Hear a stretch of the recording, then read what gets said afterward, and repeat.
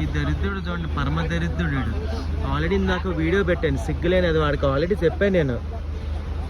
రా బాబు, గుట్కాలు పాన్లు సిగరెట్లు వద్దురా బాబు, కాల్చకూడదు అంటే మా ఇంట్లో వాళ్ళే ఏమనట్లేదు అన్నాడు. మీ ఇంట్లో అనకపోవచ్చు, ఇది మీ ఇల్లు కాదు కదా అంటే, అవును ఇది మా ఇల్లు కాదు, ఇది బస్సు అన్నాడు. మరి బస్సు అన్నప్పుడు మరి కాల్చకూడదు కదా, అదే చెప్పాను. చాలా పెద్ద గొడవైంది. ఒక పావుగంట సేపు దెబ్బలాడేసుకున్నాను. నాకు వచ్చిరాని హిందీతో నేను దరదలు ఆడించాను. ఆడేదో ఆడికి అర్థమైంది, నాకు అర్థం కాలేదు. ఆడు ఏదో కైకేగిమని నరిశాడు. ఏవో కబులే చూడడానికి పెద్ద మనుషుల్లో ఉన్నారు, కానీ వాళ్ళు చేసే పనులన్నీ మరీ దఫాగాల్లో ఉన్నాయి. ఇలాగ వాడు చూడండి ఎలా ఉన్నాడు. వాడు కొన్ని మళ్ళీ కలుస్తాడు చూడండి.